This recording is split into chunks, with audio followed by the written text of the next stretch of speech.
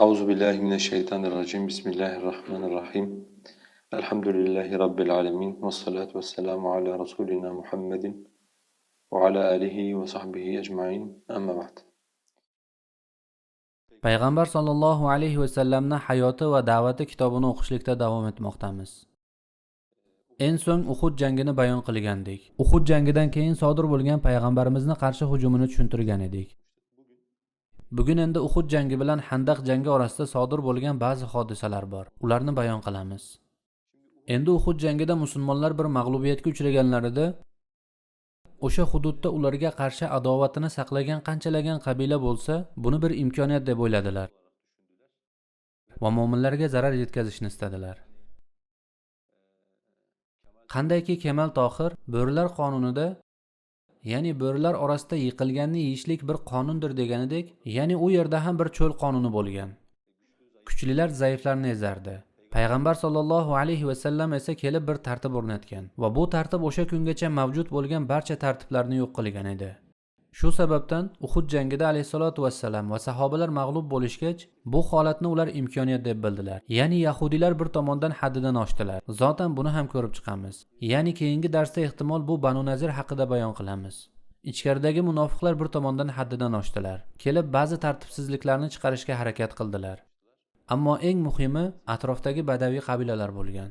Ya'ni eslasangiz, bularni zotan oldingi darslarimizda ham tilga olgandim. Aytgandimki, agar bir joyda shunday mafiya tarz, tashkilotchi tuzilmalar bo'lsa, ular bir nizom bo'lishini istamaydilar. Tartibni istamaganliklari uchun nizomni har qanday harakatini o'z mavjudliklariga tahdid deb qabul qiladilar va hujum qiladilar.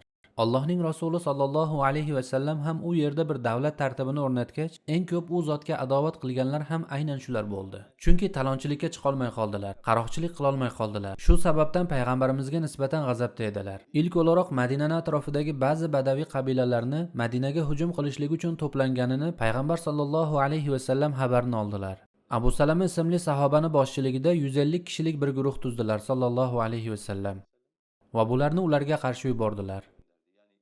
Ya'ni payg'ambarimiz istixborot olgani sababli bu voqeaga Abu Salama sariyasi deyiladi.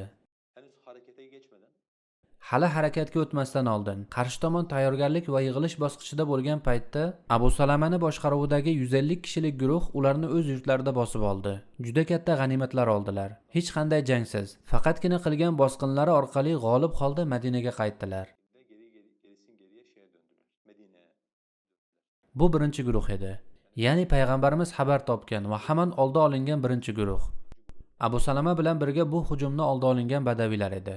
Bu biroz bo'lsin Uhuddan keyin mo'minlarning ruhiyatini ko'tardi. Keyin yana ikkinchi bir guruh bo'lgan. Ularni Xolid ibn Sufyon al-Xuzali ismli mashhur boshlig'i bo'lgan, Banu Xuzayldan. Bu odamni biroz g'alati jozibasi bo'lgan toifalar kabi tashqi ko'rinishi qo'rqinchli va jussasi katta bo'lgan va mana shu tashqi ko'rinishdagi qo'rqinchli haybatlari sababli insonlarni atrofiga to'play oladigan toifalar bo'ladi. U ham shulardan bittasi bo'lgan. U ham o'z qabilasini, Banu Xuzaylni hamda atrofdagi Rasulullohdan bezovta bo'lgan badaviy qabilalarni bir joyga to'playdi. Katta bir jamoa bilan Madinaga hujum qilmoqchi bo'ladilar. Payg'ambar sollallohu alayhi vasallam Abdulloh ibn Unaysni huzurlariga chaqiradilar. Abdulloh ibn Unays bu ham Xuzayl qabilasidan, ya'ni Banu Xuzayldan.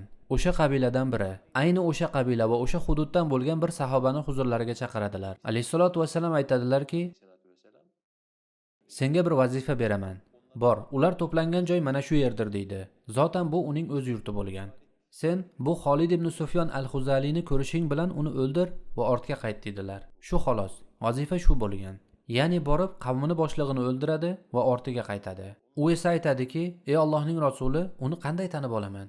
Ya'ni uni ko'rganimda uni o'sha odam ekanini qanday bilib olaman? Alayhisolatu vassalam aytadiki, uni ko'rganingda tuklaring tikka bo'ladi.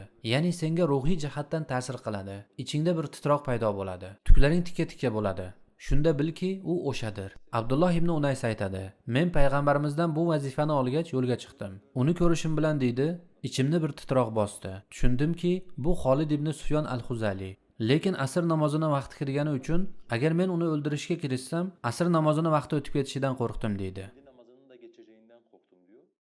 Shu sababli bir tomondan u tomon yurdim, bir tomondan namozimni ado etdim deydi. ya'ni asr namozini farzini yurib borayotgan holida, ya'ni o'sha odamni o'ldirish uchun ketayotgan paytda o'qiydi.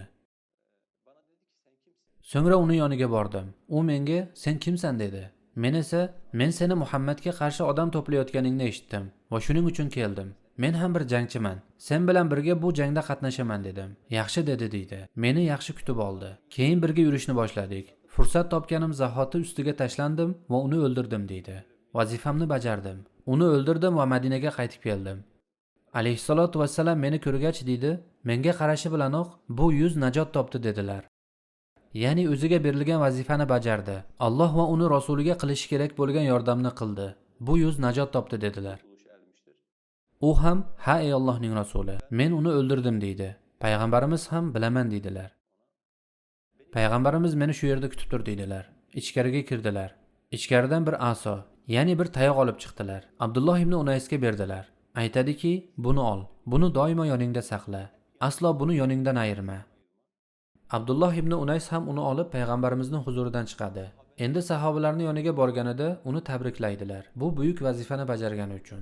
Qo'lidagi asoni ko'rishgach, "Bu nima?" deyshadi. U aytadiki, "Rasululloh buni menga berdilar va buni yoningdan hech ayirma" dedilar. "Xo'sh, nega berdi?" deyishdi. "Bilmayman" deydi. "Allohning rasuli berdi va yoningdan ayirma" dedi. Ya'ni uni tushungan yagona narsasi, men bunga mahkam yopishishim kerak. Nima uchun berilganini ko'p ham o'ylab o'tirmagan. Borib so'ragin deyshadi. Ya'ni senga bunday asoni berishining albatta bir sababi bo'lishi kerak. U esa qaytib borib, "Ey Allohning rasuli, siz menga bir asoni berdingiz. Buning sababi nima?" deb so'raydi. Alayhissalatu vassalam aytdilarki, "U qiyomat kunida men bilan seni o'rtangdagi guvohdir. Ya'ni sen Allohga va uning rasuliga hujum qilmoqchi bo'lgan odamlardan birini yo'q qilding va men ham seni mukofotladim. Bu esa o'sha buyuk vazifani qiyomat kunidagi guvohidir. Men bilan seni o'rtangdagi guvohdir. Uni aslo yoningdan ayirma" dedilar. Abdulloh ibn Unays unga shu qadar mahkam yopishdiki, hatto vafot etayotganida ham u kafanning ichida edi. Ya'ni buni men bilan birga dafn qilasizlar dedi. Vafot etganida uni kafani bilan birga dafn qildilar. Endi bu Abdulloh ibn Unaysning sariyasi muhim bir sariyadir. Mo'minlarning ruhiyatini ko'targan, Madinaga bo'ladigan hujumni o'z joyida yo'q qilgan bir voqea. Kendi yerinde karşılayan bir şey. To'g'riroq ifoda bilan aytganda, bu bir harbiy amaliyot edi. Bu yerda payg'ambar alayhisolatu vasallamni bu qilgan ishlarida e'tiborimizni tortadigan ba'zi narsalar bor. Endi biroz oldin aytib o'tganim, Banu Asad bilan bog'liq payg'ambarimizni tutgan yo'li bilan Xolid ibn Sufyon al-Xuzaliyga qarshi tutgan yo'li bir-biridan farq qiladi. E'tiboringizni tortgan bo'lishi kerak. Birida payg'ambarimiz 150 kishilik sariyani yubordilar. Bordilar, u jamoani o'z yurtlarida bosdilar. Ikkinchisiga esa payg'ambarimiz bunday qilmadilar. Birgina sahobani vazifalantirdi. U borib, ularni boshlig'ini o'ldirdi va qaytdi. Nega alayhisolatu vassalam bunday farqli yo'l tutdilar? Chunki ba'zi jamoalarni bir joyga jamlaydigan narsa g'oya bo'ladi. Ichlaridan bittasini yo'q qilsangiz ham, g'oya tirik bo'lgan muddatcha u jamoa baribir saqlanib qoladi. Ularni butunlay yo'q qilishingiz kerak bo'ladi. Ya'ni o'sha g'oya yo'q bo'lguniga qadar. Ammo ba'zi jamoalarni birlashtiradigan narsa faqatgina bir shaxs bo'ladi. Ya'ni bitta shaxs bor va butun jamoa o'sha shaxs atrofida to'planadi. Ya'ni bir g'oya, bir e'tiqod, bir iymon, bularning hech biri bo'lmaydi. Bir shaxs bor. O'sha shaxsning jozibasi insonlarni bir joyga jamlagan. Payg'ambarimiz bildilarki, uni o'ldirganida atrofdagi barcha talonchi to'dalar tarqalib ketadi. Chunki ularni na Madina bilan bir muammosi bor, na boshqa sabab bor. Uni o'ldiradilar va haqiqatdan ham masala shu bilan tugaydi. Ya'ni Abdulloh ibn Unays o'ldirgan o'sha toifa bilan musulmonlar boshqa qayta to'qnash kelmaydilar. Demak, agar bir islom davlati bo'lsa va bu islom davlatiga nisbatan bir tahdid sezilsa, xuddi Madinada bo'lgani kabi, u yerda boshqaruv maqomida bo'lgan kishilar buni juda yaxshi tahlil qilishlari kerak. Bizga qaratilgan bu hujum bir g'oya va mafkuraviy hujummi yoki bu bir shaxsning hujumimi? Ya'ni bir shaxsni insonlarni boshqarishi, qo'zg'atishi, rag'batlantirishimi? Agar ikkinchisi bo'lsa, faqatgina o'sha yetakchini yo'q qilishni o'zi kifoya qiladi. Agar birinchisi bo'lsa, Rasululloh qilganlari kabi umumiy, keng qamrovli bir hujumga ehtiyoj bo'lishi mumkin. Ikkinchisi, bu yerda yana payg'ambarimizni xosatan rahbarlarga oid bir sunnatlari bor. Alayhisolatu vasallam bir vazifa uchun odam tayinlayotganlarida odatda o'sha vazifaga eng munosib, uni eng yaxshi bajaradigan kim bo'lsa, payg'ambar sollallohu alayhi vasallam aynan o'shani tanlardilar. Masalan, bu yerda aytaylik, payg'ambarimiz bir suiqasdchi tanlayaptilar. Aslida Madinada suiqasd ma'nosida bu ishni yanada puxta bajaradigan sahobalar bo'lgan. Masalan, Muhammad ibn Maslama kabi payg'ambarimizning eng muhim sahobalaridan biri bo'lgan. Yoki masalan Ali roziyallohu anhu kabi. Lekin payg'ambarimiz nima qildilar? Ya'ni ko'p ham tanilmagan bir sahobani tanladilar. Abdulloh ibn Unaysni tanladilar. Nima sababdan? Chunki u o'sha qabiladan bo'lgan. O'sha hududni juda yaxshi bilardi. O'z qabilasiga yuborilayotgani uchun payg'ambar sollallohu alayhi va sallam Abdulloh ibn Unays kabi sahobani tanladilar. Bu orqali biz payg'ambarimizni xususan inson tanlashda har safargi vazifada mintaqani, o'rinni va layoqat kabi omillarni alohida baholaganliklarini ko'ramiz. Endi bu yerda yana bir masala bor. Ya'ni bugungi insonlar bilan, xosatan sahobalar bilan bizni oramizdagi eng muhim farqlardan biriga e'tiboringizni qaratmoqchiman. E'tibor bersangiz namoz vaqti kiradi. Va Abdulloh ibn Unays shu kungacha duch kelmagan bir holatga duch keladi. Ya'ni jang pozitsiyasida unga bir vazifa berilgan. Va namoz vaqti ham chiqib ketay deb turibdi. Abdulloh ibn Unays nima qildi? O'zi bir ijtihod qilib namoz o'qiydi. Ya'ni aytdiki, yurib bo'lsa ham namozimni o'qib olay. Shu bilan birga borib vazifamni ham bajaray. Keyin esa borib buni Rasulullohdan so'rayman deydi. Ammo bugungi insonlar, ya'ni bizlar uchun aytayapman. So'ramay turib qadam tashlay olmaymiz. Sahobalar bilan bizni oramizdagi eng katta farqlardan biri ham shudir. Ya'ni diniy masalalarda sahobalar bir holatga duch kelganida avval yechim ishlab chiqardilar, keyin amal qilardilar. Amalni kechiktirmaganlar. Avval amal qilishgan. Keyin esa qilgan amalini payg'ambarimizga arz qilishardi. Agar to'g'ri bo'lsa, payg'ambarimiz tasdiqlardilar. Agar noto'g'ri bo'lsa, payg'ambar sollallohu alayhi va sallam tuzatardilar va mana shu joyi xato derdilar. Yoki masalan deylik, bu keyinchalik ham keladi. Alayhissalatu vassalam sahobalarga aytadiki, Banu Qurayza yurtiga yetib bormaguncha hech kim asr namozini o'qimasin deydilar. Sahobalar yo'lda ketishar ekan, ular o'zaro tortishadilar. Bir guruh sahobalar aytishadiki, payg'ambarimizni bu yerda maqsadlari tezroq Banu Qurayza yurtiga yetib borishimiz uchun bu gapni aytdi. Aksincha namozni kechiktiringlar demadi. Namoz kechiktirilmaydi deb yo'lda namozni o'qiydilar. Boshqa bir guruh sahobalar aytishadiki, ya'ni payg'ambar aytdiki, Banu Qurayzaga yetib bormaguncha namoz o'qimanglar dedi. Namoz vaqti o'tib ketsa ham biz yuramiz, yo'limizda davom etamiz dedilar. Va haqiqatdan ham borib namozni o'sha yerda o'qiydilar. Ya'ni vaqtini o'tkazib yubordilar. Keyin kelib bu holatni alayhisolatu vasallamga aytib beradilar. Ey Allohning rasuli, biz shunday holatga tushdik va shunday qildik dedilar. Payg'ambarimiz esa kulganlarida ikkala tomon ham xato qilmaganini, aslida ikkala tomon ham to'g'ri ish qilganini tushundilar. Xo'sh, nega biz bunday emasmiz? Chunki buni bir sababi bor. Masalan, biz bugun eng oddiy masalani ham so'raymiz. Masalan, bir odam do'kon ochmoqchi bo'lsa, so'raydi. U yerga bir narsa osmoqchi bo'lsa, yana so'raydi. Bir mahsulot olib kelmoqchi bo'lsa, so'raydi. Oldi-berdi qilmoqchi bo'lsa, yana so'raydi. Buni ikki asosiy sababi bor. Ya'ni hammaga tegishli bo'lgan ikki asosiy sababi bor. Va yana bizga xos alohida bir jihati ham bor. Bularni birinchisi shuki, bu aytadigan gapimni aslo unutmanglar. Islom hukmron bo'lmagan jamiyatlardagi musulmon jamoalar travma olgan jamiyatlardir. Ayni kunimizda bo'lgani kabi. Masalan, bir darsga kelasiz, dinni o'rganasiz, lekin tashqariga chiqqaningiz zahoti butunlay boshqa bir din yashanadi. Ya'ni siz o'rgangan narsalaringiz bilan mavjud hayot o'rtasida tog'lar qadar farq bor. Hech bir jihatdan bir-biri bilan mos emas. Hol bunday ekan, qilgan har bir ishingiz noto'g'ri bo'lishi mumkin deb o'ylaysiz. Chunki qarshingizda bir tizim bor. O'zini islomga qarshi joylashtirgan vaziyatda va qilayotgan har bir ishida islom hukmlariga zid bo'lishi uchun alohida bir intilishi bor. Shuning uchun musulmonlarning eng muhim va birinchi ustuvorligi islomiy tartib, islomiy nizom bo'lishi kerak.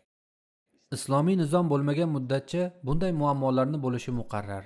Masalan, hozir aytganlarimiz bulardan faqat bittasi. Chunki inson har duch kelgan masalada muammo sezgani uchun har bir masalani alohida so'rash zaruratini his qiladi. Bu birinchisi. Ya'ni islomiy tartib bo'lmaganida o'sha tartibdagi insonlar odatda bizga o'xshab qoladilar. Ikkinchisi, fiqhdagi bir xatodan kelib chiqadi. Ba'zan menga savol berilganda sezgan bo'lsangiz, doim ogohlantiraman. Bu savolda bir xatolik bor deyman. Nima uchun? Chunki savol shunday keladiki, go'yo hamma narsa harom-u, faqat ba'zi ruxsat berilgan narsalar bordek so'raladi. Holbuki buning aksiga islomda aslan narsalarni muboh bo'lishidir. Narsalarni halol bo'lishidir. Harom bo'lgan narsalar esa cheklangandir. Islom shariatining eng muhim xususiyatlaridan biri ham shudir. Islom shariatida aslan narsalarni halol bo'lishidir. Haromlar nima? Sanoqli, barmoqlar bilan sanash mumkin.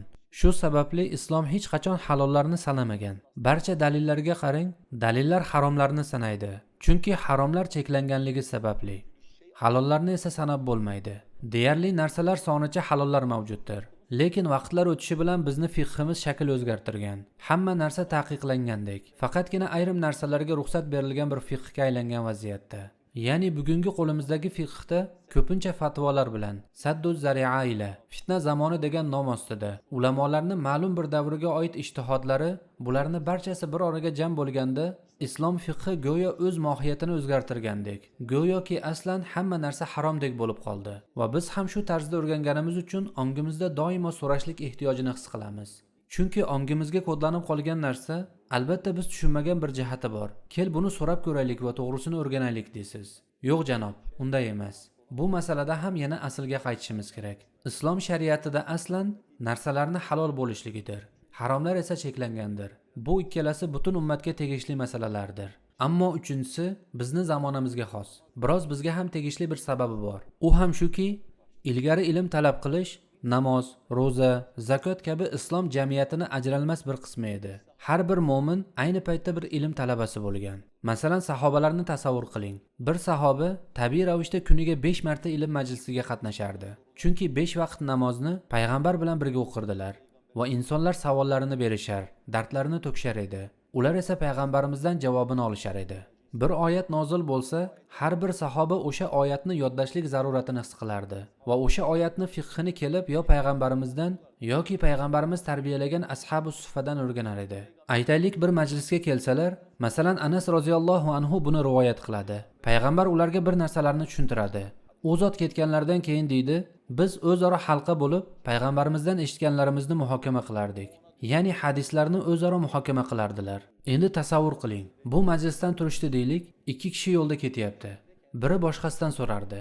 Sen qaysi hadisni eshitding desa, u aytib berganida, men esa mana bunday eshitdim derdi. U lafz bunday emas edi. U lafz bunday edi desa, yo'q bunday edi deb doimiy ravishda ilmni o'zaro takrorlab turishardi. Ya'ni tolibi ilm faqatgina masjid bilan cheklanmagan.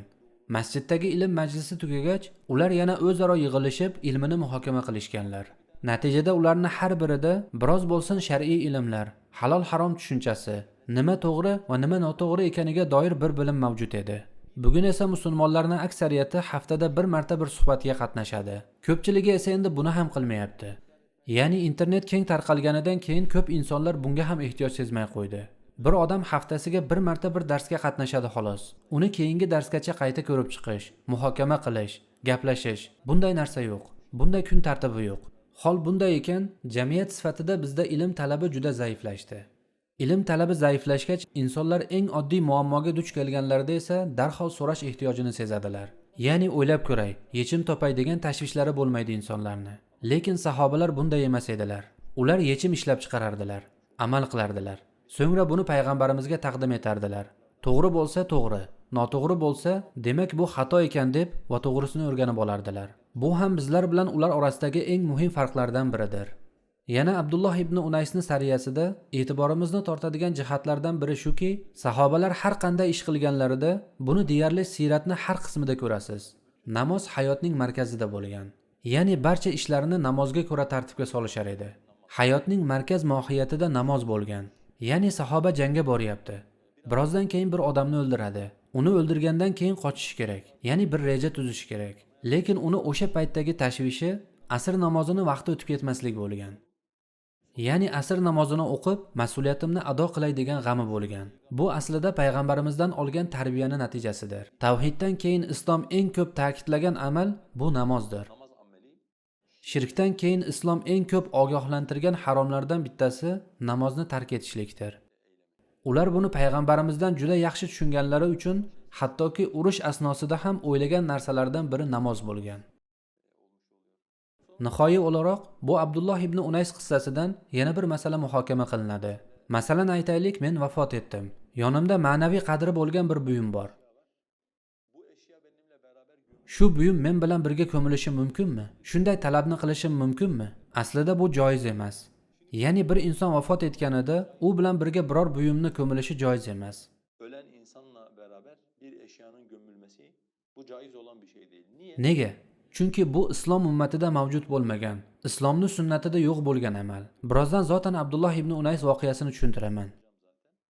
Bu ko'pincha adashgan va butparast bo'lgan dinlarda mavjud bir amaldir. Masalan, butparast bo'lgan mushriklarda bu juda keng tarqalgan odat. Bir kishi o'lganida ba'zi buyumlarni oxirat hayotida foydalanishi uchun u bilan birga oziq-ovqat, ichimlik, kiyim-kechak va shunga o'xshash narsalarni ko'mishgan. Yoki masalan, urartularda ham bo'lgan bir amal bu. Mayyit boshqalarga zarar bermasin, o'zi bilan mashg'ul bo'lsin deb kimdir vafot etganda u bilan birga oziq-ovqat, kiyim-kechak, turli buyumlarni qo'yib birga ko'mishgan. Rasulullohning hayotiga qaraganimizda qanchalagan sahobalar shahid bo'lishgan. Ularning ko'pchiligini qo'lida qilich, qalqon, qurol, turli narsalar bo'lgan. Lekin payg'ambar sollallohu alayhi va sallam ularni shu narsalar bilan birga ko'mganlariga shohid bo'lmaganmiz. Ya'ni payg'ambar alayhisolatu vasallam hech kimni ma'naviy qiymati bor deb biror buyum bilan birga ko'mmaganlar. Molni zoyi qilmaganlar. Chunki mol insonlar ishlatishi, foydalanishi uchundir. O'lik bilan birga chirib ketishi uchun emas. Hattoki Abu Bakr roziyallohu anhu bir o'likni kundalik kiyimi bilan ko'mish tarafdori bo'lganlar. Unga qanday bo'ladi? O'lik-ku chiroyli kafani bo'lsin deyishganda, u zot yangi kiyim tiriklar uchundir deganlar. Chunki o'lik bilan birga u zotan chiriydi. Shu sababli Abu Bakr roziyallohu anhu o'likni oddiy kundalik kiyimlar bilan ko'mishlikni tavsiya qilganlar. Bu esa payg'ambarimizdan o'rgangan narsalaridir. Xo'sh, Abdulloh ibn Unaysni bu qissasini qanday tushunishimiz kerak? Bu Abdulloh ibn Unaysga xos bo'lgan bir holat. Umumlashtirib bo'lmaydi. Zotan undan keyin hech bir sahoba payg'ambarimizdan olgan bir sovg'a bilan birga dafn qilinishini vasiyat qilmagandir. Demak, bundan tushunamizki, bu holat faqat Abdulloh ibn Unaysga xos bir holat. Nima uchun? Chunki payg'ambarimiz unga buni hech qachon yoningdan ayirma dedilar. U esa bu lafzni, ya'ni hech qachon yoningdan ayirma degan lafzni tirikligingda ham, o'limingda ham bu sen bilan birga bo'lsin deb tushundi va shunga ko'ra vasiyat qildi. Shu sababli u bilan birga ko'mildi. Lekin undan boshqa biror sahoba bu voqeani dalil qilib, payg'ambarimiz menga buni sovg'a qilgan, men ham shu bilan birga ko'milmoqchiman deb talab qilmagan. Demak, buni unga xos bo'lganini sahobalar umumlashtirmaganidan ham ko'rishimiz mumkin bo'lgan dalillardan biridir. Bu Abdulloh ibn Unaysning qissasi edi. Endi bu Xolid ibn Sufyon al-Xuzali o'ldirilganidan keyin Madinada Raji' voqeasi deb ataladigan voqea sodir bo'ldi. Ya'ni islom tarixidagi eng og'ir hodisalardan biri deya olamiz. Masala shuki, endi bu Xolid ibn Sufyon o'ldirilgandan keyin va uni jamoasi ham tarqalib ketgach, ular Madinadan qasos olish maqsadida Adal va Qora qabilalariga borishadi. Ularga aytadilarki, borib Muhammaddan odam so'ranglar. Ya'ni bizga dinimizni o'rgatadigan insonlar yuboring. Ular kelib bizga dinimizni o'rgatsinlar denglar. U ham sizlar bilan ehtimol bir jamoa yuboradi. O'sha jamoani olib kelib bizga topshiringlar. Biz ularni o'ldiramiz dedilar. Bu qissani kelib chiqishi bilan bog'liq birinchi rivoyat. Yana boshqa rivoyatga ko'ra, payg'ambar alayhisolatu vasallam razvedka uchun Madina atrofidagi qabilalarni kuzatishlik uchun 10 kishilik bir guruh yuborganlar. Va bu 10 kishilik guruh kofirlarning tuzog'iga tushadilar. Ya'ni bu Xolid ibn Sufyon al-Xuzalining qabilasini tuzog'iga tushib shahid bo'ladilar. Qaysi rivoyat bo'lishidan qat'iy nazar, sirat kitoblarida keng tarqalgan rivoyatga ko'ra, ular payg'ambarimizning oldiga kelishib, "Ey Muhammad, bizga dinimizni o'rgatadigan, islom shariatini o'rgatadigan bir guruhni biz bilan yubor" deyshadi. Payg'ambarimiz esa Osim ibn Sobit boshchiligidagi 10 nafar sahobani ular bilan birga yuboradilar. Ular yo'lda ketishar ekan, ma'lum bir nuqtaga yetganlarida Raji' qudug'i deb ataladigan bir hudud bor. Bu Xolid ibn Sufyonga bog'liq bo'lgan Xuzayl qabilasining ichida Lihyon o'g'illari bo'lgan. Ular Banu Lihyonga xabar yuboradilar. Xabarda aytishadiki, biz Madinadan 10 kishini olib keldik. Ular hozir biz bilan birga. Kelinglar ularni o'ldiraylik. Ular ham zotan qasos olish niyatida bo'lganlari uchun kelishadi. Va taxminan 200 ga yaqin otliq bilan sahobalarni bir joyda qurshab oladilar. Sahobalar biroz baland bo'lgan tepalik joyga chiqib oladilar. Ular esa sahobalarni asir olishga harakat qiladilar. Shunda ular sahobalarga bir taklif beradilar. Kelinglar, sizlarga omonlik beramiz. Tepadan tushinglar va bizni asirimiz bo'linglar deyshadi. Ya'ni sahobalar shuni o'ylashlarini istashar edi. Bular bizni asir qilishadi. Keyin fidya evaziga Madinaga qaytarishadi. Endi sahobalar o'zaro ikki guruhga bo'linadilar. Bir guruh aytadiki, kelinglar borib taslim bo'laylik. Zotan 200 ta otliq bor. Bizni olib kelganlari bilan qo'shib hisoblasak, jami 300 ga yaqin odam bor. Biz esa 10 kishimiz. Bular bilan zotan kurasha olmaymiz. Imkoni yo'q, taslim bo'laylik deyshadi. Lekin ularning boshlig'i, amiri bo'lgan Osim ibn Sobit shunday deydi: Men Allohga bir ahd berganman. Hech qachon bir mushrikni omonligi ostiga kirmayman.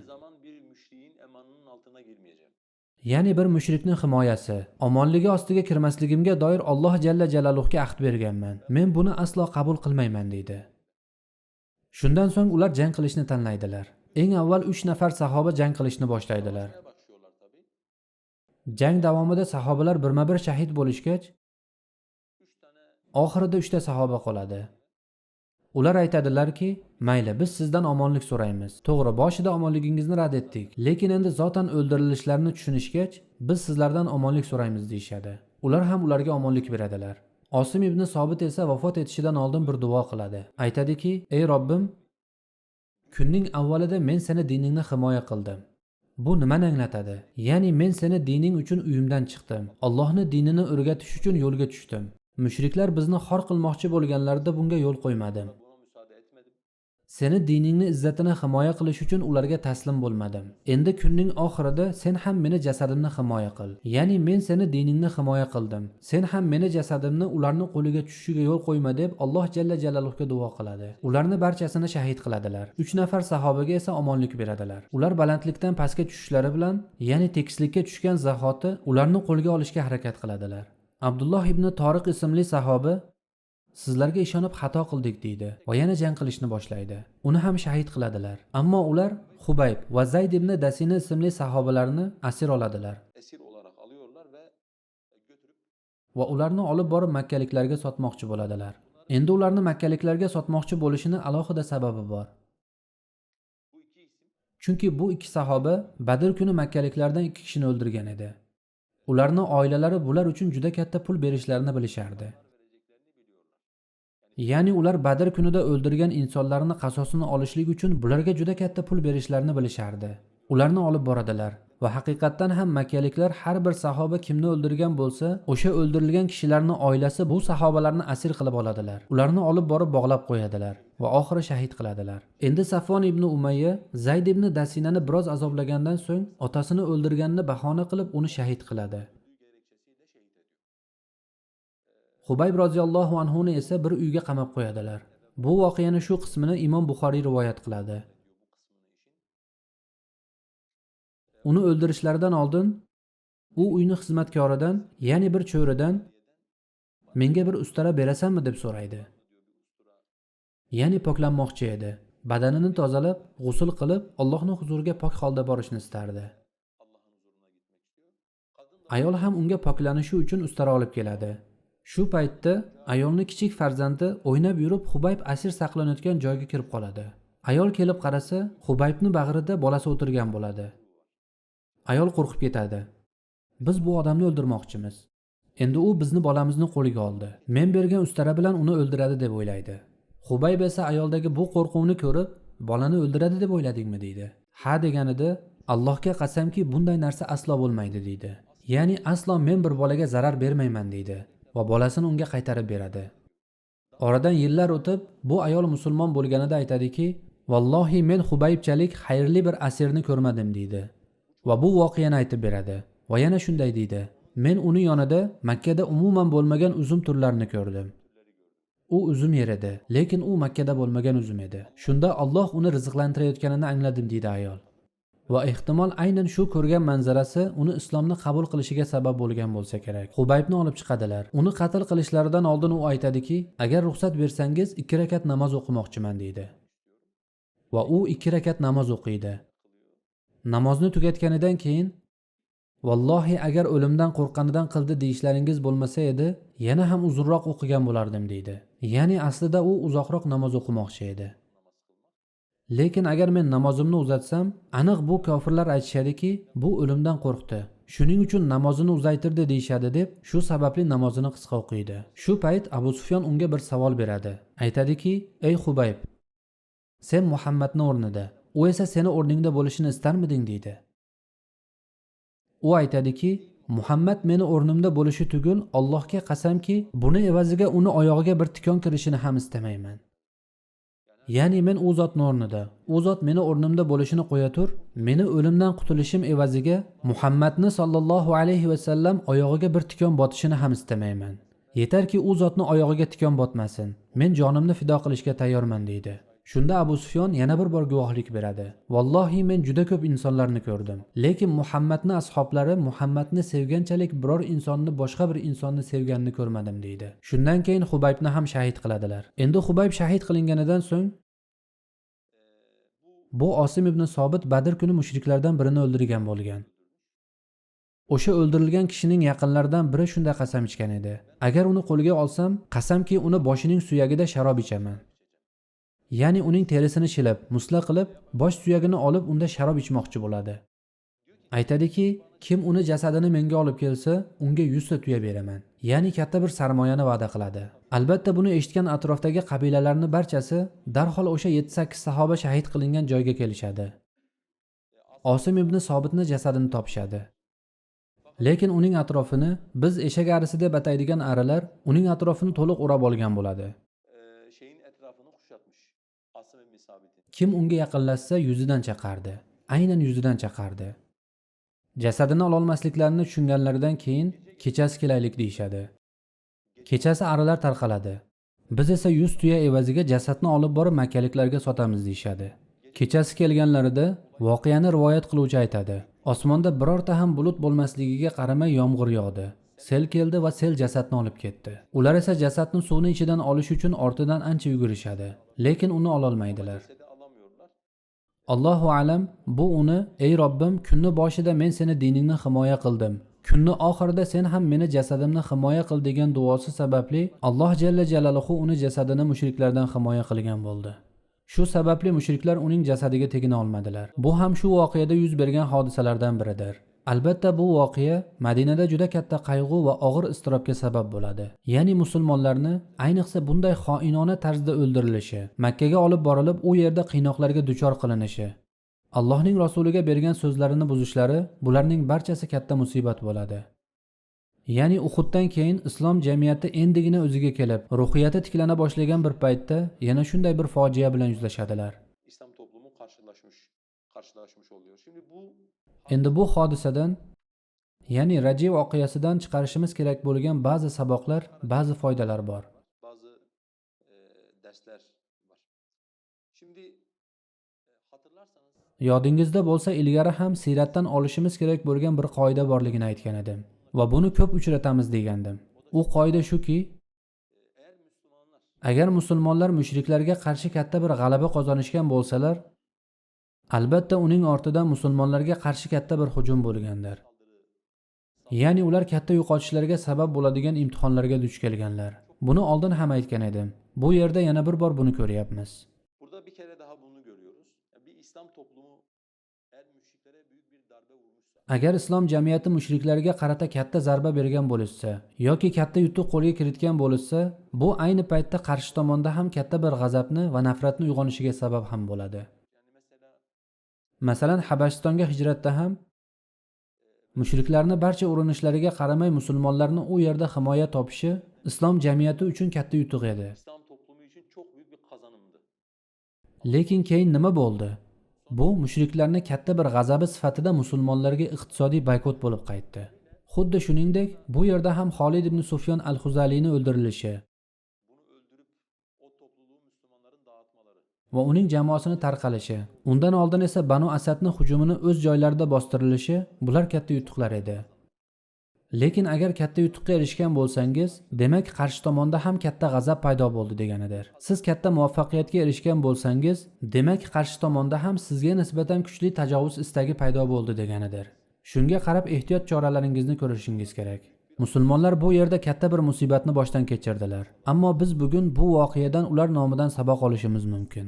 Shuning uchun har bir katta yutuqdan xursand bo'lganimiz kabi, endi qayerdan xavf kelishi mumkin deb ham o'ylashimiz kerak. Chunki bizni yutug'imiz qarshi tomonda g'azabni keltirib chiqaradi. Mana shunday qilib, Adal va Qora qabilalari bilan kelishib, Banu Lihyon katta bir xiyonatni amalga oshirgan bo'ldi. Endi bu voqeada e'tiborimizni tortadigan ikkinchi narsa shudir. Buni oldin ham aytgan edim. Va siratda bunga yana ko'p bora duch kelamiz. Mushriklar sahobalarga bir taklif bilan keldilar. Aytdilarki, sizlarga omonlik beraylik. Biz bilan jang qilmang. Sizlarni asir olaylik. Bir guruh sahoba buni qabul qiladi. Bir guruh sahoba esa buni rad etadi. Endi bu nimani anglatadi? Bu aslida azimat va ruxsat masalasidir. Ya'ni bir mushrik sizni asir olmoqchi bo'lganida, agar buni rad etsangiz, bu azimatdir. Yo'q, qonimni oxirgi tomchisigacha jang qilaman. Aslo taslim bo'lmayman desangiz, bu azimatdir. Ammo yo'q, urushmoqchi emasman, taslim bo'lishni istayman desangiz, bu esa ruxsatdir. E'tibor bersangiz, azimatni tanlagan sahobalar ruxsatni tanlagan sahobalarni qoralamaydilar. Ruxsatni tanlagan sahobalar esa azimatni tanlagan sahobalarni hikmatsizlik bilan ayblamaydilar. Buni oldin ham aytgan edim. Yana bir bor aytib o'tay. Sahobalardan keyin kelgan islom jamiyatini, ya'ni bugungi kundagidek jamiyatlar, bularning eng katta musibatlaridan biri shu masaladir. Islom bergan kenglik va ruxsatlar borasida insonlarni bir-birlarini uzrli ko'rmasligi masalasidir. Ya'ni azimatni tanlagan insonlar qolgan barcha odamlarni qo'rqoqlikda ayblashlari. Ruxsatni tanlagan insonlar esa azimatni tanlagan odamlarni hikmatsizlikda ayblashlari. Afsuski islom jamiyatining eng katta musibatlaridan biridir. Shuning uchun bu sahobalarning fiqhini yaxshi o'rganishimiz lozim. Chunki islom shariati barcha insonlarni inobatga olgan holda nozil bo'lgan bir shariatdir. Ya'ni iymoni kuchli bo'lgan insonlar bo'lganidek, iymoni zaif bo'lgan insonlar ham bor. Barcha narsasini Alloh yo'lida fido qila oladigan darajada o'zini bag'ishlagan insonlar bo'lganidek, barcha narsasini fido qila olmaydigan, tom ma'noda o'zini bag'ishlamagan insonlar ham bor. Qur'onning ifodasi bilan aytadigan bo'lsak, yaxshilikda peshqadamlar bo'lganidek, o'rta yo'lni tutganlar ham bor. O'rta yo'lni tutganlar bo'lganidek, o'z nafsiga zulm qiladigan musulmonlar ham bor. Va Alloh bularni barchasini bu kitobga voris qilgandir. Buni siratda ko'p marotaba ko'ramiz. Hali bu tarz masalalar oldimizga ko'p chiqadi. Shuning uchun bunday holatlarda tushunuvchan bo'lishni, islomning kengligini qalbimizda ham kenglik sifatida olib yurishni o'rganishimiz lozim. Aks holda Alloh tomonidan berilgan bir haq insonlarni bo'lib yuboradigan narsaga aylanib qoladi. Endi bu yerda e'tiborimizni tortishi kerak bo'lgan yana bir masala bor. Uchinchi masala o'laroq. Bu aslida tarix davomida mushriklar bilan muomala ichida bo'lgan islom jamiyatini so'rashi kerak bo'lgan bir savoldir. Mushriklarga aslan ishonishimiz kerakmi? Yoki aslan ishonmasligimiz kerakmi? Ya'ni ular bilan bir munosabat quramiz deylik. Asl qoida nima? Ishonishimiz kerakmi yoki ishonmasligimiz kerakmi? Endi biz Qur'oni Karimni bu borada bizga o'rgatgan axloqiga qaraydigan bo'lsak, Qur'oni Karim bizga barcha mushriklarni bir xil emasligini o'rgatadi. Ya'ni barcha kofirlarni, barcha mushriklarni bir xil emasligini. Hatto oyat karimada Alloh ochiq tarzda aytadi: "Laysu sawa", ular teng emaslar. Ya'ni ichlarida undaylari ham bor, bundaylari ham bor. Yoki masalan oldin ham o'qigan edik eslasangiz. Alloh ahli kitob haqida siz ulardan biriga hisobsiz mol bersangiz, uni sizga qaytarib beradi. Ammo ba'zilarga bir dinor bersangiz, ustida turib olmaguningizcha sizga o'sha bir dinorni ham qaytarib bermaydilar deydi. Ya'ni mol borasida, molga ishonch borasida shunday mushrik borki, butun molingizni bersangiz ham hech ikkilanmasdan uni sizga qaytarib topshiradi. Shunday mushrik ham borki, unga bir dinor bersangiz, ustida turib olmaguningizcha uni undan ololmaysiz. Islom bizga ularni bir xil emasligini aytadi. Xo'sh, unda asl qoida qaysinisi? Ya'ni asos yaxshilik u, yomonlik istisnomi? Yoki asos ishonchsizlik u, omonatdorlik istisnomi? Qur'oni Karimda Alloh umumiy lafzlar ishlatgan o'rinda aytadiki, Tavba surasida, ular mu'minlar haqida na qarindoshlikni, na zimmatni bog'ini, ya'ni bergan ahdi va burjiga rioya qilmaydilar deydi Alloh azza va jalla. Bu mushriklarning umumiga taalluqli bir masaladir. Ular musulmonlar borasida na qarindoshlikka rioya qiladilar, ya'ni na fuqarolik, na qo'shnichilik bog'lariga rioya qiladilar va na zimmani, ya'ni bergan va'dalariga rioya qilmaydilar. Asl qoida ularni bu borada ishonchli emasligidir. Ammo ichlarida omonatdor, so'zida turadigan, axloqli insonlar ham bormi deyilsa, ha bordir deymiz. Shu sababli musulmonlar muomala qilayotganlarida ham bunga e'tibor berib, yoki buni inobatga olgan holda muomala qilishlari kerak. Va bu ochig'i aslida kofirlarga xos bo'lgan bir xususiyat ham emas. Ya'ni mo'minlarning ichida ham agar bir mo'min bilan ham muomala qiladigan bo'lsangiz, agar u durust inson bo'lsa, lafzida turadigan, aytgan gapini orqasida turadigan, axloqli inson bo'lsa, siz u bilan muomala qilasiz. Agar bunday bo'lmasa, hatto musulmon birodaringiz bo'lsa ham u bilan muomala qilish, unga ishonish, unga siringizni omonat qilish, molingizni omonat qilish, bunday bir majburiyatingiz yo'qdir. Shuning uchun qaysi jamiyat bo'lishidan qat'iy nazar, asl bo'lgan narsa bilan asl bo'lmagan narsani bir-biridan ajratib, shunga ko'ra muomala qilishimiz lozim. Bu ham Qur'oni Karim bizga o'rgatgan qoidalardan biridir. Endi bu qissada e'tiborimizni tortadigan yana bir jihat bor. Hubayb roziyallohu anhu shahid bo'ladigan paytda, ya'ni o'limga ketayotgan lahzalarda bir holat albatta e'tiboringizni tortgan bo'lishi kerak. Unda bir sokinlik bor. Birozdan keyin o'lim bilan yuzlashadi. Poklanish uchun ustara so'raydi. Birozdan keyin o'lim bilan yuzlashadi. G'usl olish uchun suv so'raydi. Birozdan keyin o'lim bilan yuzlashadi. 2 rakat namoz o'qish uchun ruxsat so'raydi. Aslida butun insoniyat tomonidan umumiy qabul qilingan narsa shuki, insonni eng katta qo'rquvi o'limidir. O'lim qo'rquvi yuzaga kelganda esa inson barcha his-tuyg'ularni yo'qotadi. Bo'sh va ma'nosiz ko'zlar bilan go'yo hech narsani anglamayotgandek atrofga qaray boshlaydi. Titraydi, hushidan ketadi. Ba'zilar esa aqlini yo'qotadi.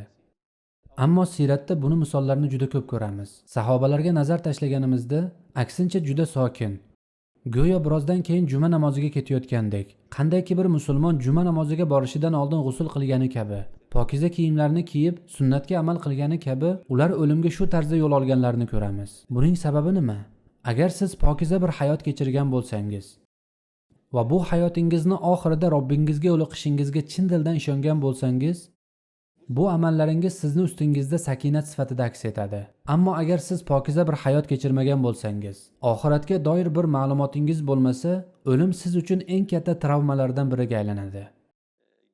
O'lim bilan yuzlashganingizda esa butun insoniyligingizni yo'qotasiz. Bu ham Hubayb radhiyallohu anhu da ko'rganimiz holatdir. U shunchalik aqli joyidaki, kundalik hayotidagi sunnatlarni ham e'tiborsiz qoldirmagan holda Allohga ketmoqda. Ya'ni poklanish, g'usl qilish, 2 rakat namoz o'qish, bular sunnat turkumidan bo'lgan amallardir. Hatto mana shu narsalarni ham tark etmagan holda Robbisini huzuriga shu tarzda yo'l olganini ko'ramiz. Yana Hubayb roziyallohu anhu da e'tiborimizni tortadigan juda muhim bir masala bor. Sahobalarni mushriklarga qarshi olib borgan jangi bu e'tiqod jangidir. Kin va adovat jangi emas. Tamoyillarga asoslangan kurashdir. Hissiy tuyg'ularga emas. Bir qonunga asoslangan kurashdir. Ya'ni shariatga, payg'ambarimiz olib kelgan narsalarga asoslangan kurashdir. Aslo havoi nafsga yoki insonning ishidagi zaifliklarga asoslangan kurash emasdir. Qaranglar. 8 ta birodarni ko'z o'ngida o'ldirishgan. Va'da berishdi, lekin va'dalarini buzishdi, xiyonat qilishdi. Yana ikkinchi bor so'z berdilar, yana xiyonat qildilar va sahobalarni shahid qildilar. Bir birodarini ko'z o'ngida o'ldirishgan. Ammo Hubayb roziyallohu anhu ulardan biri qo'liga tushganida ham ayolni o'ldirishi mumkin edi, ham bolani o'ldirishi mumkin edi. Lekin u nima qildi? Vallohi bunday narsa bo'lmaydi dedi. Na ayolga zarar berdi, na bolaga zarar berdi. Nima uchun? Chunki islom olib kelgan bir tamoyil bor. Jang qilmayotgan ayol o'ldirilmaydi va bolalar ham o'ldirilmaydi. Bu payg'ambar sollallohu alayhi va sallamni ularga o'rgatgan jang qonunlaridan biri edi. Ya'ni oddiy inson o'zini haqli deb bilishi mumkin bo'lgan holatda ham u o'z tamoyillaridan yon bermaydi. His tuyg'ulari bilan, nafrati bilan emas, balki o'z tamoyili asosida jang qiladi Hubayb roziyallohu anhu. Bu esa afsuski keyinchalik yuzaga kelgan janglar bilan payg'ambarimiz islom ummatiga o'rgatgan janglar o'rtasidagi eng muhim farqlardan biridir. Bilasizlar, insonning ikki jihati bor. Ya'ni inson yo qonunga bog'liq bo'ladi, yoki o'z his-tuyg'ulariga bog'liq bo'ladi. Inson albatta bir narsaga bog'liq bo'ladi. Insonni xatti-harakatlariga yo'nalish beradigan albatta bir omil bo'ladi. Agar sizni xatti-harakatlaringizga Alloh nozil qilgan shariat yo'nalish bermayotgan bo'lsa, sizni xatti-harakatlaringizga his-tuyg'ularingiz yo'nalish bera boshlaydi. Masalan, bir qavmga nisbatan g'azabingiz bo'lsa, nafratingiz va qasos tuyg'usi bo'lsa, hamma narsani o'zingizga muboh ko'ra boshlaysiz. Ularni o'ldirishni, ayollarni o'ldirishni, bolalarni o'ldirishni o'zingizga muboh deb bilasiz. Buni nimaga suyangan holda qilasiz? Ular ham bizni ayollarimizni o'ldiryapti deysiz. Ular ham bizni bolalarimizni o'ldiryapti deysiz. Ular falon joyni ishg'ol qilganlarida bizni bolalarimizga rahm qildilarmi? Ular falon yurtga kirganlarida bizni ayollarimizga rahm qildilarmi deysiz. Lekin islomda bunday yondashuv tarzi bormi? Islomda bunday yondashuv tarzi yo'q. Ularni qonuni va shariati yo'q deb bizni ham qonun va shariatimiz bo'lmasligi kerakmi? Ular tamoyilsiz, vahshiy tuyg'ulari bilan amal qilishyapti deb biz ham shunday yo'l tutishimiz kerakmi? Yo'q albatta. Bizni tarbiya qiladigan, bizni poklaydigan bir shariatimiz bor. Sahobalar qilganidek biz ham o'z shariatimizga bog'liq qolgan holda kurashishimiz lozim. Endi Xubayb roziyallohu anhu da e'tiborimizni tortadigan yana bir narsa bor. Xubayb roziyallohu anhu birozdan keyin shahid bo'ladigan o'rinda Abu Sufyon unga bir savol beradi. Aytadiki, hozir Muhammad seni o'rningda bo'lishini istarmiding? Bu juda oddiy savolga o'xshab ko'rinadi, shunday emasmi? Oddiy bir savol, ya'ni bir mushrikni bekorchi savoliga o'xshaydi. Aslida unday emas. Islomiy mujodalani tarixiga qarasangiz, barcha mushriklarda shuni ko'rasiz. Musulmonlar qahramon bo'lib ko'rinmasin, ularni so'zlarida yoki yuzlarida bir pushaymonlik alomati ko'rinsin deb qo'llaridan kelgan har narsani qilganlar. Endi masalan aytaylik, bu yerda Xubayb birozdan keyin o'ldiriladi, shahid bo'ladi, qahramon bo'ladi. Ya'ni da'vosi uchun yashadi, da'vosi uchun o'ldi deyiladi. Ammo Abu Sufyon nima qilyapti? Bir savol beryapti. Agar u bir lahza ikkilanib qolsa, bir lahza to'xtasa, bir lahza o'ylab qolsa, ko'z oldidan ayoli va farzandlari o'tganida edi, ular darrov aytishardiki, mana qarang, bular shunaqa o'zi. O'lim bilan yuzlashganlarda shunday bo'lishadi.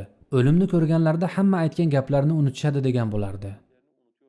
Xubayb esa nima dedi? Shunday bir javob beradiki, Muhammad meni o'rnimda bo'lishini qo'ya tur, men o'limdan qutulishim evaziga uni oyog'iga tikan kirishini ham istamayman deydi.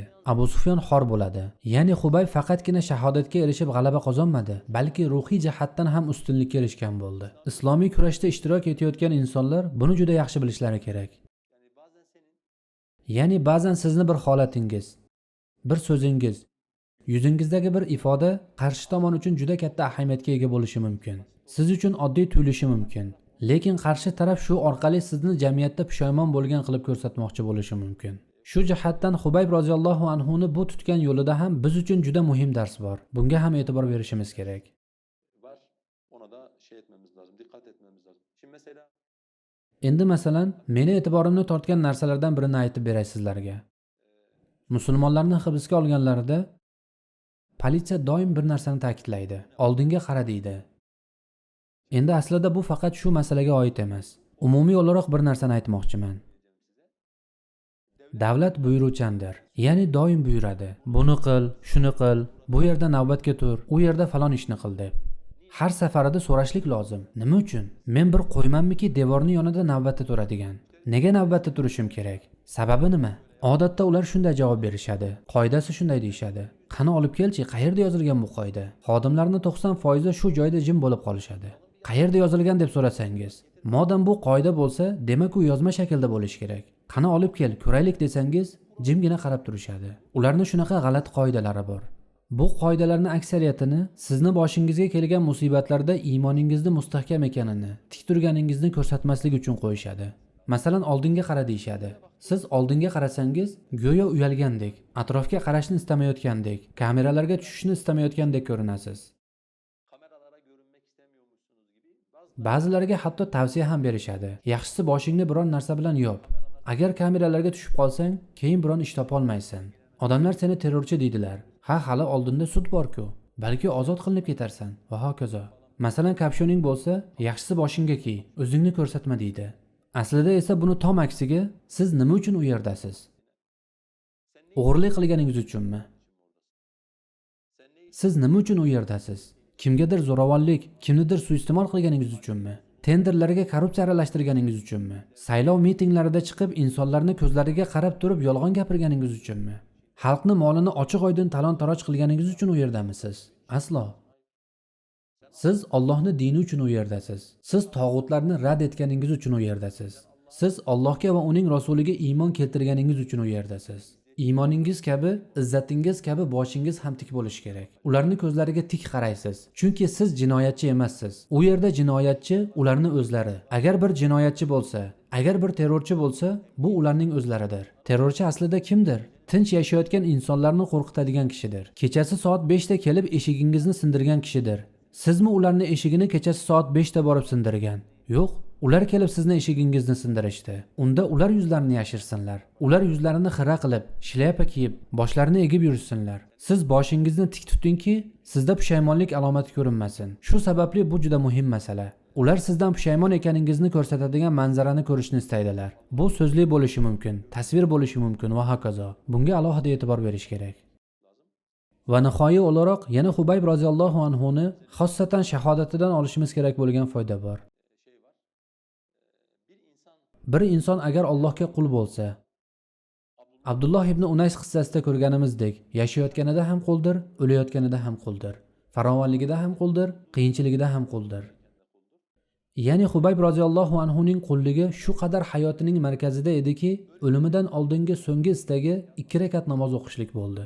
Zotan birozdan keyin Robbisiga yo'liqadi. Ammo bu dunyodagi oxirgi amali Robbisiga sajda qilishlik bo'lishini istadi. Namozini o'qidi va undan keyin olib borib shahid qilindi.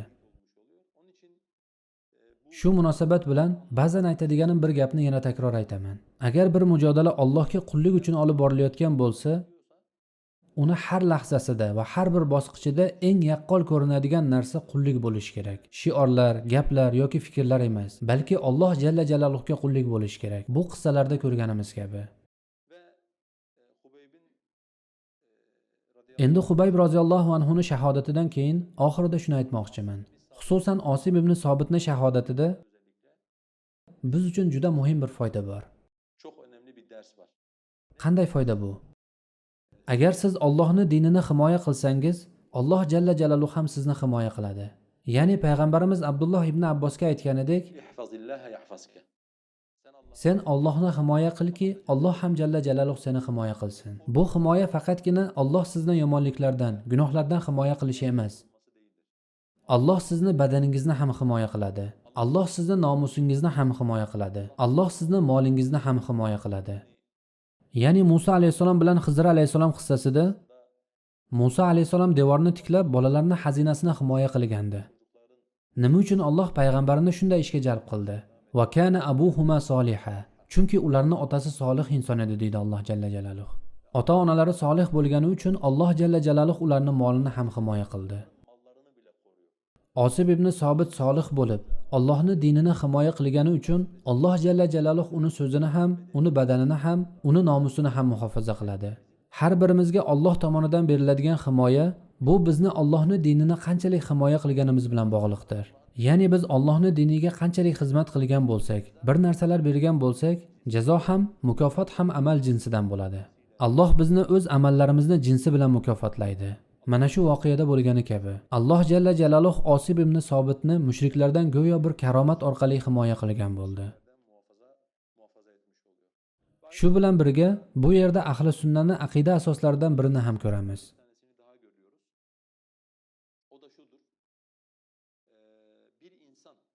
U ham bo'lsa, agar bir inson Alloh jalla jalaluhu bilan do'st bo'lgan bo'lsa, ya'ni iymoni va solih amali bilan Allohning huzurida darajasi yuksalgan bo'lsa, Alloh jalla jalaluhu unga karomat ato qilishi mumkin.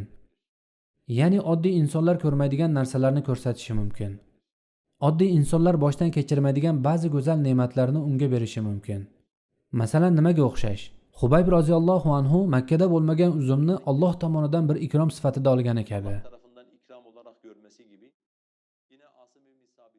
Yana Osim ibn Sobitning jasadini Alloh tomonidan, Allohning yer va osmon lashkarlari tomonidan himoya qilinib, mushriklarning qo'liga tashlanmaganligi kabi.